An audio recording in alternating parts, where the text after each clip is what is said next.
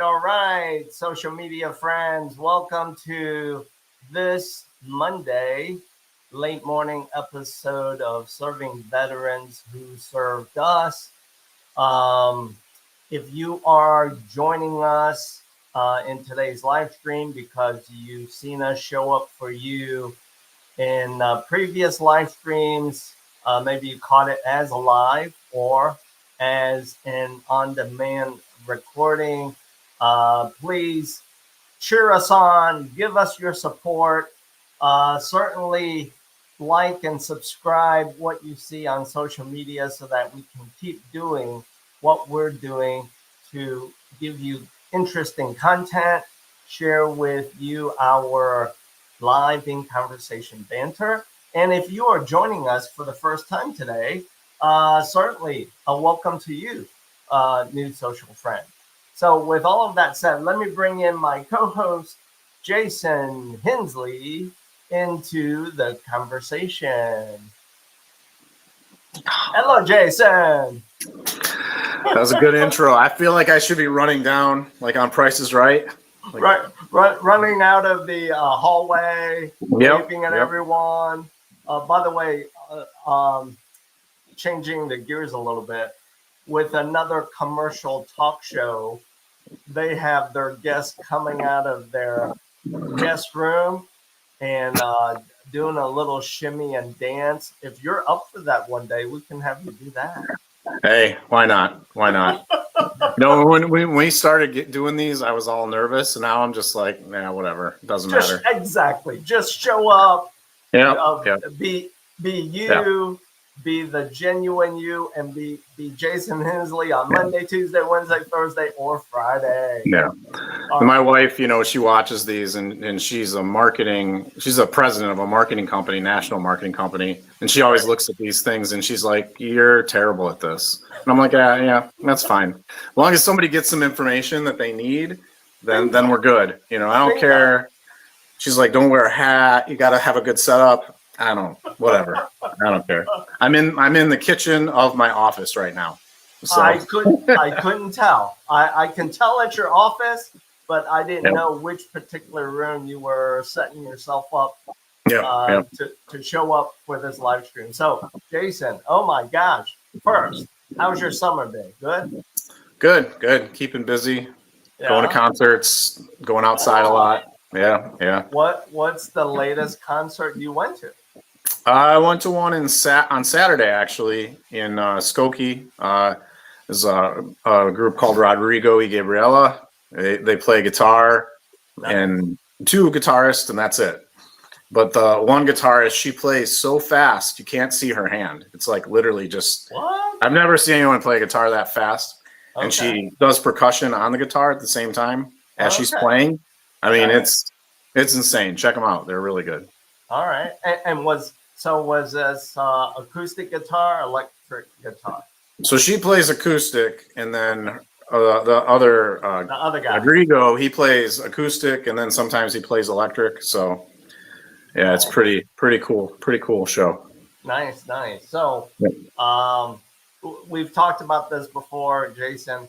The summer season here in Greater Chicagoland, it is what I call the most condensed season that you and I experience and enjoy, because there's not enough time to go to every concert.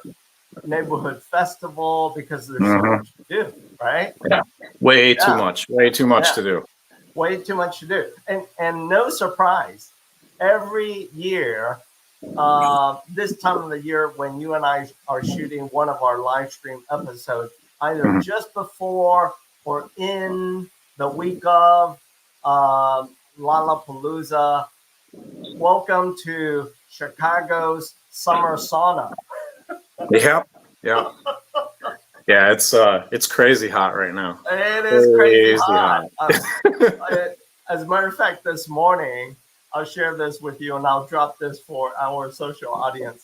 This morning, with as much humidity that we've accumulated over the past 48 hours, our windows were just fogged up with like Mhm. condensation and sweat. Okay. And so early this morning, all of a sudden I heard a squeegee going at it on my windows, and come to find out it was my wife went into the garage, squeegee pole, and she said, I'm sick of not being able to see out of our windows for the past couple of days. That's funny. That's funny. So, honey, thank you for doing that. Hey, I'm glad you knew where to grab the squeegee pole. That's hilarious. That's hilarious. All right, let's now shift our conversation, our live stream, to talk about the one thing of many that fuels you, that powers me, and that is the business of real estate. Jason, what's going on as far as current trends, and share with us a market update. Yeah, I mean, even though I always say all markets are local, so just generally speaking about Chicagoland and just speaking about residential housing, um, the story has been for so long just inventory, inventory, inventory, inventory. It's still tight. Yeah. So as long as inventory is tight, prices are going to stay up. So until we see some inventory, that's kind of where we're at. We're seeing a lot of referrals come in from out of state. I was just talking to you before we entered the live stream here. Mhm. We just got a referral in from Egypt. Ooh, Yeah, yep. We just got a referral in from Texas. So we're getting tons of referrals. Texas and Florida, a lot of referrals coming in. Can Um, can I ask the referral from Egypt? Are they coming back to the U.S.? What's their story? yeah, so it's some family members who were in Chicagoland and they want Got it. other family to come and live here too. Got it. Because why not? Chicagoland's the best, right? So we're helping them out, helping them find a spot. Yeah, and we've talked about the Texas Florida thing Oh too. yeah, Yeah. yeah. That So as fast and as hard as Texas and Florida benefited from a run up in activity prices. What swings very fast and strong does swing back the other way. And you and I both know right now, you know, Florida as a whole compared to Greater Chicagoland, it's a totally different market. yeah, It's such a buyer's market. I've read and heard where the number of months of inventory continues to climb. So not a great time to be selling unless you're doing it right. Unless you're doing it right. yeah, Um, and it's a great time to be buying in Florida if you are, ready, willing, and able. yeah. I guess. And I looked. I mean, looking at the condo market in Oh, it's Florida getting right killed. now is Yeah, wow. it's It's getting really bad for sellers right now. it's Really getting bad. killed. Yeah. Yeah. As a matter of fact, let me lean in and share this with you. Um, a connection of mine bought an upper bracket condo property. When I say upper bracket, well into seven figures, Okay. well into it. Okay. Um, what he learned, what they learned 2/3 of the way into the process was the fact that through one lender. That particular lender, that funding source, required a specialized a niche insurance. And that would have meant an additional, get this figure, that would have meant an additional almost 3 G's a month on top of the 3 G's of HOA fees, man. Oh, no. So get this. No. Get this. So fast forward the story. Did they commit to that specific funding source, given the fact that they offered him better terms, meaning lower rate? The answer was hell no. The numbers didn't make sense. For him to commit to an additional $3,000 a month to save, I think it was like a 1/4 point in interest rate. People, without me even showing you the numbers, just do the effing math. Screw that. Yeah. That's why Chicago is a better bet. Chicagoland. Exactly. They're very stable. Very stable. Very stable. The only one negative, I'm going to drop this here, and it's kind of stating the obvious. The one negative, if anything, and Jason, you and I have talked about this before, which is you've moved around a lot. To some degree, so have I. And we've said this before, which is there's no perfect place. You just have to find the close to perfect. So the one negative against Illinois is, unfortunately, as of recent, Illinois right now ranks as the #1 state with the highest property taxes. Really? We're beating New Jersey now? Yeah, we beat New Jersey. And for those of you who are watching this as a live stream or as a recording, feel free to chime in with your social post. If you want to see proof of this, I'll gladly respond to your social post and drop for you, unfortunately, what I came across. But the reality is, that's the one negative. All of the festivals, rock concerts that Jason, you and I get to enjoy, sometimes maybe that counters all that BS. Yeah, I mean, I personally, I don't have any problem with property taxes. I'll pay them happily because I like my kids to go to schools and learn how to read, and I like to know the cops are going to show up when I call them and need them, and the fire department. Bingo. So I'm not too angry about the property taxes. I mean, if you want low property taxes, where I grew up, you can have low property taxes up in northern Michigan and live on a dirt road and be illiterate. So I mean, that's what it is. So and you're like miles from any assistance if you need it. So I'd rather pay a little bit more to be a little more safe. So and don't forget. I mean, to each their own. Every household is different. Property tax, reminder, is a tax deductible item when you go to file your taxes. So keep that into perspective. Are you going to get all 100% of it back immediately? Not always, but every little bit helps, especially for those of you watching, Jason and myself, who are mid and especially high income earners, right? Every little bit helps you to reduce your taxable income. So let me now share with our audience. I know you've got this property, a fresh listed property that you're representing the sellers for. Let me bring that up.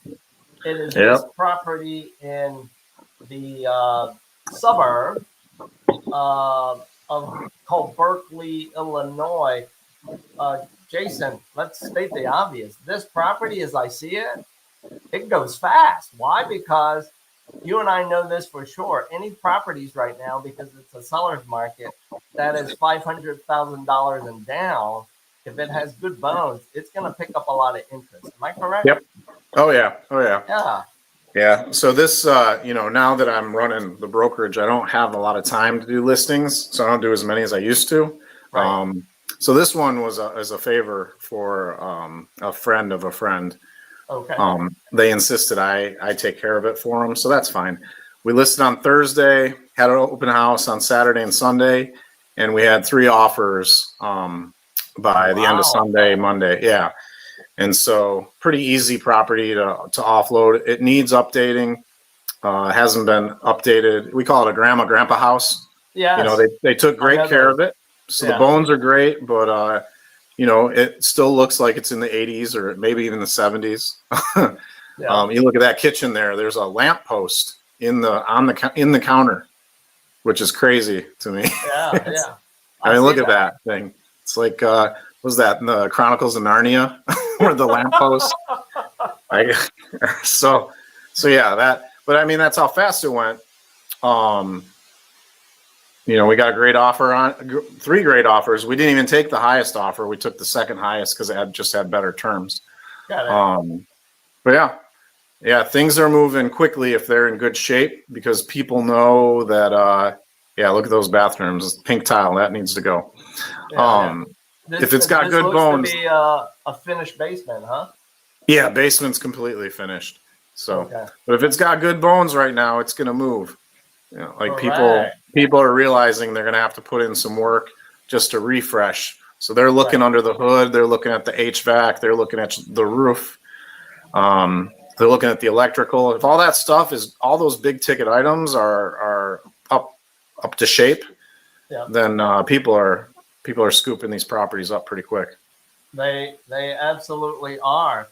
And let's bring everything back to just you and me here. They absolutely are. And with that, if I can ask, with all of the multiple offers that you received, you're kind of hinting, I picked up on it, they were all financed offers, right? No cash purchase offers. Okay. Yeah, all financed. Yep. Okay.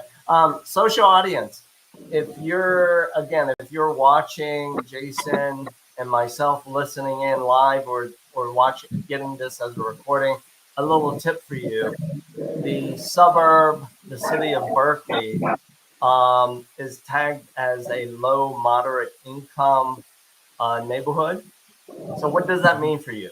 What that means for you is, if you are a buyer and you intend to own or occupy the subject property, you can get some very sweet financing deals on this. So keep that in mind.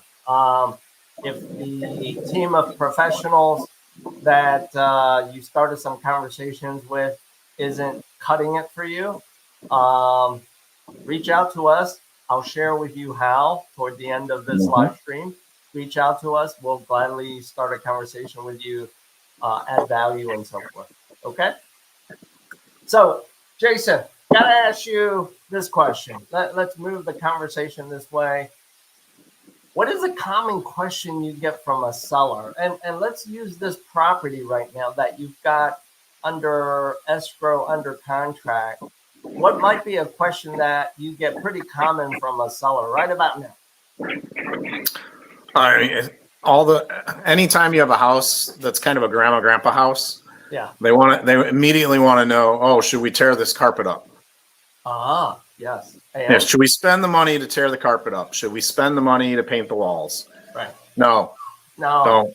No. Stop spending money on this house. Get it on the market. Because in the photos, I can make the carpet look whiter than it is, right? I can make it look nice. People are going to come in. They're not buying the house for the carpet. They're going to tear that carpet up regardless. Right. You know, nobody wants carpet anymore. So they're going to take it out. Why would you tear it up and put in a different carpet? It doesn't make any sense, you know. It doesn't make any sense. And and I look at it this way, as if I am the owner of record of a property like this. It also doesn't make financial sense, right, Jason? Because you've made a decision to let go of this property, to sell it.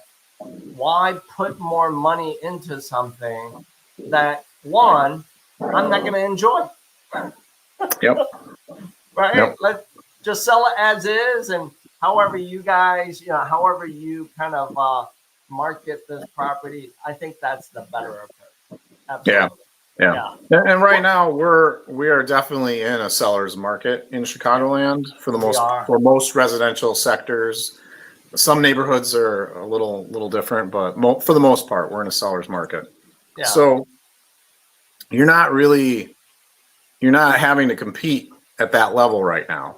Right. You know, it's just different. If it was a buyer's market and competition was stiff and we had a glut of properties on the market, then yes, maybe we would do these things to make the house appear better. But we don't have to right now. So let's save the money for the seller. Yeah. You know, I'm all about keeping money in people's pockets. I say that every day. I want to keep money in your pocket. I say it to my realtors. I say it to my sellers, my buyers, everybody. Let's keep your money in your pocket. Yeah. Don't do any more work on this house. Don't paint it. It'll be fine. You know. So especially with the technology we have, we can make these photos. You know, I can make a country western theme. I can do a contemporary modern theme. We can CGI all that furniture in there. Sure. You know, and people then can imagine what they would do with it from there. Yeah. So that's the key. And it's the classic situation of, if it's got good bones, it just needs it needs a facelift. Yeah. The facelift is better done by the chosen buyer to commit to that. Yeah. Yeah. What's another common question you get with the seller right about now as well? You're in escrow, you're under contract. Have you gone past attorney inspection review, or are you still kind of finishing that off? We're repairing inspection items. So the village had inspection items, an old house like this. There's no GFCI outlets. So those had to be done. And those are actually, I stopped there this morning at that house and to make sure it was being done right. And it is. So, yeah, those outlets had to be swapped out. But one question that always comes up, well, should come up. These clients are really good, these sellers, but a lot of times people forget, I have to remind them, your insurance, right? You're not really sure when the closing date's going to be, right? We're aiming on this one, we're aiming for the 1st, but we might be pushed a few days depending on when the reinspection gets done. Right. So the seller has to be in contact with their homeowner's insurance and be talking to them, and making sure, hey, you know, I might be a few days into August. What do I got to pay for that? Because you don't want to lapse. No, you don't want to. You don't want that event where, you know, given a disaster event, Mother Nature's wrath, that you took your eye off the ball and either chose to intentionally or unintentionally didn't know that your insurance policy is not going to cover that window of time when and while you're still a property owner. My advice is this: most property owners have insurance either already prepaid, it's in the escrow, you know, meaning you pay that with your mortgage. My personal opinion is, when you are a seller, just follow. This is really simple advice. Just follow the lead of your broker and leave the rest alone until you move into that 10th, 11th hour when your chosen broker, your attorney, and the settlement agent says, okay, let's schedule closing. That's when you need to just take a step back and look at some details. Yep. Yeah. All right. Good one. Good question. Good question. Yeah. Yeah. All right. Let me shift our live stream conversation to now common questions from buyers. Okay. I'll throw one down for you, and you can nod or like add to it if you you know, feel if you feel to do so. So using this kind of property, right? Grandma or grandpa's property, vintage, you know, you and I know what the words are: vintage, good bones, dated, blah, blah, blah. The common question I get from buyers are this: Bill, can I borrow the money to buy the property from Jason and your seller?